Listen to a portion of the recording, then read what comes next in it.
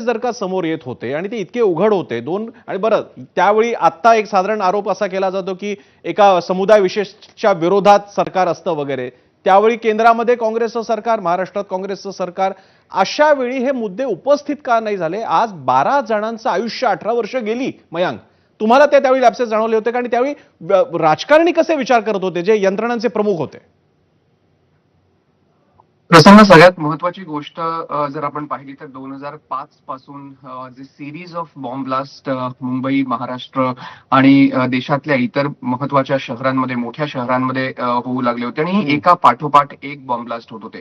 आणि त्यामुळे investigating agencies वरती प्रचंड प्रेशर होतं की लवकरात लवकर ह्या तुम्ही केसेस क्रॅक करायला पाहिजेत, लवकरात लवकर ह्याचे जे परपिट्रेटर्स आहेत किंवा याच्या मागे जे मुख्य धागेदोरे आहेत या सगळ्यांना अटक करायला पाहिजे आणि त्यांच्यावरती खटले सुरू करायला पाहिजेत.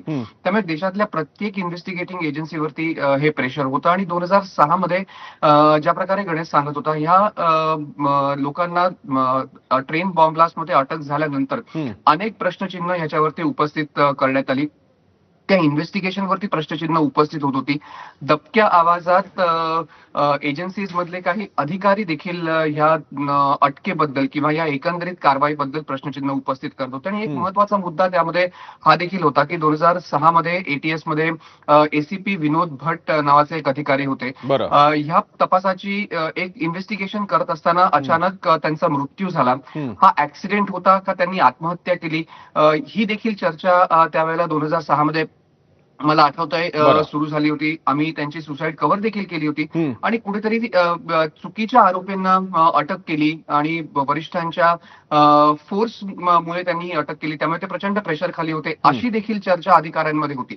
त्यामुळे 2006 ला अटक केल्यानंतर ह्या इन्व्हेस्टिगेशन वरती प्रश्नचिन्ह उपस्थित होत होतं. 2008 ला ज्या प्रकारे गणेश म्हणतोय इंडियन मुजाहिदीनचं मॉड्यूल बस झाल्यानंतर प्रश्न उपस्थित झाले की 2006 चे आरोपी बरोबर आहेत, ते खरे आरोपी आहेत का? 2008 ला राकेश मारी आणि आताचे जे मुंबई पोलीस कमिशनर देवेंद्र भारती आहेत, त्यावेळेला ऍडिशनल कमिशनर होते, त्यांनी पकडलेलं हे इंडियन मुजाहिदीनचं मॉड्यूल, ते खरे आरोपी आहेत. त्यामुळे राकेश मारियाची टीम देखील ह्या पकडलेल्या आरोपींना 2006च्या ब्लास्टसाठी अटक केली नाही किंवा त्यांच्यावरती खटला केला नाही आणि एटीएसनी त्यावेळेला देखील यांच्यावरती काही कारवाई केली. मयांक आणि गणेशने आपल्याला सांगितलेले इनपुट्स यासाठी महत्वाचे आहेत आणि प्रेक्षकांनी नीट समजून घ्यायला हवं की दोन सरकारची काळ